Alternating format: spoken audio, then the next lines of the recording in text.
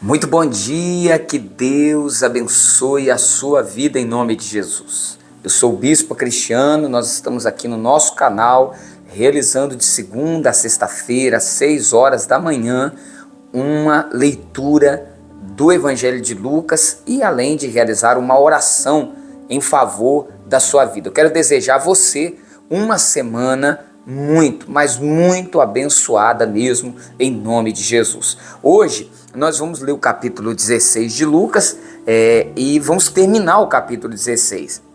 Vamos ler do verso 19 até o verso 31, que fala do rico e do mendigo. Na semana passada estávamos falando sobre esse capítulo 16, que fala da parábola do administrador infiel, que Jesus reprova os fariseus. O tema era a maneira correta de nós lidarmos com o dinheiro, tá? O Senhor chega a dizer que não podemos servir a dois senhores, tá? Não podemos servir a Deus e as riquezas. E ele então até é zombado pelos fariseus. Por que os fariseus zombam de Jesus? Quando você vai lá no capítulo 16 de Lucas, no verso 14, por exemplo, diz assim que os fariseus que eram avarentos ouviam tudo isto e o ridicularizavam. Olha só, por que os fariseus ridicularizavam o Senhor Jesus? Por quê? Palavra difícil essa, né? Por quê?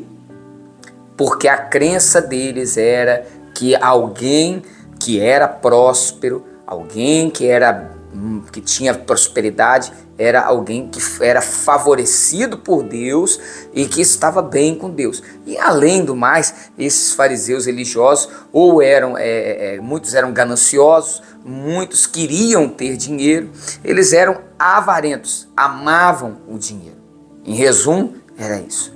E aqueles menos favorecidos, pobres, miseráveis, esses eram tidos por eles e pela religião como pessoas que não tinham o favor de Deus, tá? Que estavam mal com Deus, que estavam até mesmo em pecado. Era assim que eles imaginavam. E não é muito diferente dos nossos dias, não é verdade? Nós vemos hoje um evangelho aonde se crê, de certa forma, que a pessoa está bem, né, financeiramente, é porque está bem com Deus, ela está agradando a Deus, e nem sempre isso é uma realidade, assim como também quando se vê que a pessoa está passando por lutas, ou ela está mal financeiramente, ou com algum problema na sua vida, normalmente se crê que essa pessoa está mal, que ela pecou, e também nem sempre isso é uma verdade. Correto? E é então nesse contexto que Jesus vem com que muitos acreditam ser uma parábola, que é a história, que eu creio ser uma história do rico e do mendigo, tá? E ele diz assim no capítulo 16, verso 19, antes de eu ler, se inscreve aí no canal se você ainda não é inscrito, compartilha essa mensagem e vamos aprender hoje da maneira correta de lidarmos com o dinheiro e como isso pode se refletir até na eternidade, na vida depois da morte. É disso que se trata aqui nessa mensagem que o Senhor Jesus pregou aqui nesse texto descrito por Lucas. Olha só, ora, capítulo 16, verso 19. Ora, havia certo homem rico que se vestia de púrpura e de linho finíssimo, que todos os dias se regalava esplendidamente. Havia também certo mendigo chamado Lázaro, coberto de chagas, que jazia à porta daquele, e desejava alimentar-se das migalhas que caíam da mesa do rico, e até os cães vinham lamber-lhe as úlceras. Então você vê aqui que dois extremos, um extremamente rico, o outro extremamente pobre, que é chamado de Lázaro, aqui no texto. Verso 21. 22. Aconteceu morrer o mendigo e ser levado pelos anjos para o seio de Abraão. Morreu também o rico e foi sepultado. Verso 23 diz, no inferno, estando em tormentos, levantou os olhos e viu ao longe Abraão e Lázaro no seu seio. Então, clamando, disse: Pai Abraão, tem misericórdia de mim e manda a Lázaro que molhe em água a ponta do dedo e me refresque a língua, porque estou atormentado nesta chama. Tá? Então nós vemos aqui um lugar de sofrimento que nós sabemos que é um lugar real, tá? O inferno, em realidade, o inferno é um lugar real de dor, de sofrimento, aonde ele tinha consciência de quem ele era, ele tinha sede, ele falava, ele podia ouvir, tá? Então, vamos seguir aqui o verso 25. Disse, porém, Abraão, filho, lembra-te de que recebeste os teus bens em tua vida, e Lázaro igualmente os males. Agora, porém, aqui ele está consolado e tu em tormentos. Então aqui nós observamos que o propósito do Senhor Jesus, ao contar essa história, não é falar da religiosidade de cada um deles, nem do rico, nem de Lázaro. Aqui a ênfase é o mesmo que tem sido falado durante esse capítulo 16. Tá? O que tem sido falado? A forma correta de como devemos lidar com o dinheiro, o perigo que ele representa, tá? O perigo que ele representa, o dinheiro representa o perigo? Sim, representa um grande perigo. A maioria das pessoas que até chegam a se desviar da fé é mais pelas distrações do que pelas lutas. É mais no momento da facilidade do que no momento da dificuldade. Sabia disso? É verdade. A maioria dos que se desviam é na hora da bonança. Então é na hora da bonança. É na hora que estamos bem. É essa hora que nós precisamos estar mais atentos, tá? É essa hora que nós temos que estar mais vigilantes. Mais vigilantes, porque é um perigo. É um perigo nós colocarmos a confiança no dinheiro e deixarmos de lado a presença de Deus. Mas vamos seguir aqui com a nossa leitura, verso 26. E além de tudo está posto um grande abismo entre nós e vós, de sorte que os que querem passar daqui para vós outros não podem, nem os de lá passar para nós. Né? Então, quer dizer, há uma separação. Não tem essa história de que morreu, vamos rezar por essa pessoa, para que ela esteja num bom lugar. Não, querido, não há como mudar de lugar, há um abismo que separa, tá? Então vamos lá, verso 27, então replicou o pai, eu te imploro que o mandes à minha casa paterna, porque tenho 5 irmãos, para que lhes dê testemunho, a fim de que não virem também para este lugar de tormento. Olha só que interessante, né? Ele está ali sendo atormentado e normalmente quando a gente está num momento difícil da nossa vida, o que a gente quer é principalmente as pessoas que a gente ama estejam perto da gente.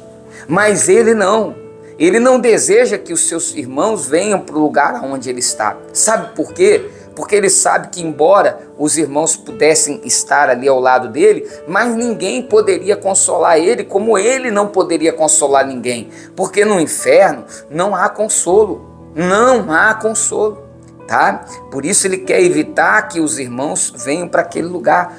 E nós hoje podemos evitar a condenação eterna através do nosso Senhor Jesus Cristo. Respondeu Abraão, verso 29, eles têm Moisés e os profetas, ouçam-nos.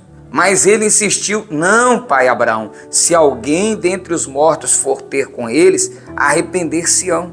Abraão, porém, lhe respondeu, se não ouvem a Moisés e os profetas, tampouco se deixarão persuadir, ainda que ressuscite alguém dentre os mortos. Muitas vezes nós pensamos que se acontecer algo sobrenatural, um milagre na nossa vida, as pessoas vão se arrepender, elas vão se voltar para Deus. Não, querido.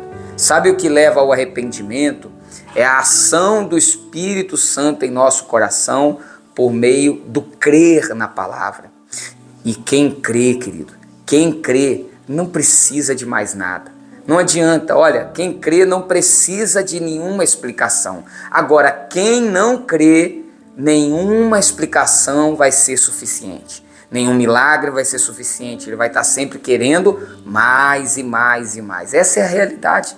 Quem crê não precisa de nenhuma explicação. Mas quem não crê, nenhuma explicação é suficiente. Pode explicar, pode mostrar milagre, pode ver. Não vai.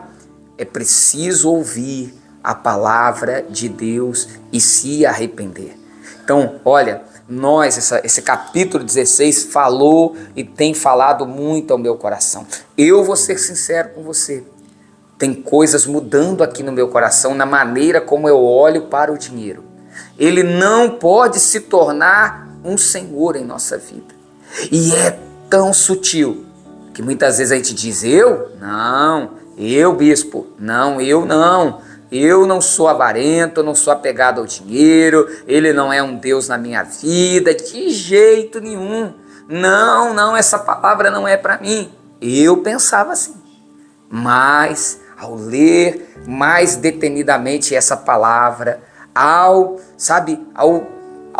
mastigar ela, ao meditar nela, nosso Deus, eu estou reposicionando muitos conceitos na minha vida.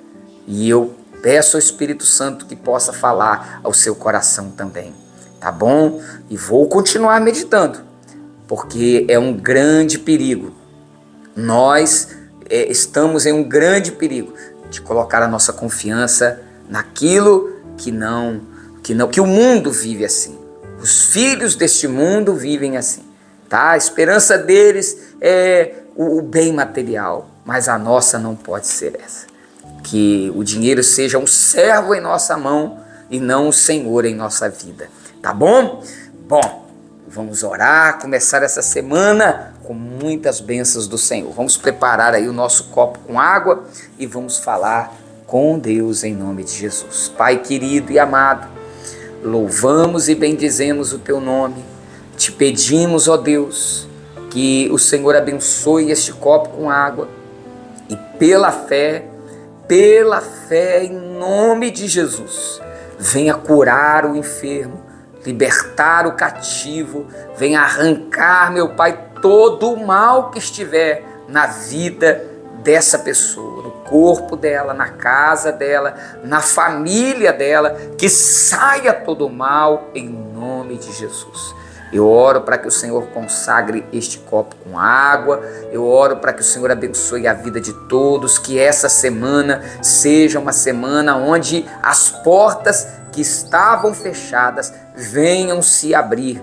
Meu Deus, eu clamo a Ti para que portas se abram, caminhos se abram para a honra e para a glória do Senhor. Seja abençoado. Beba da água. Glória a Deus. Olha, amanhã nós voltamos aqui com mais uma mensagem para você. Que Deus abençoe.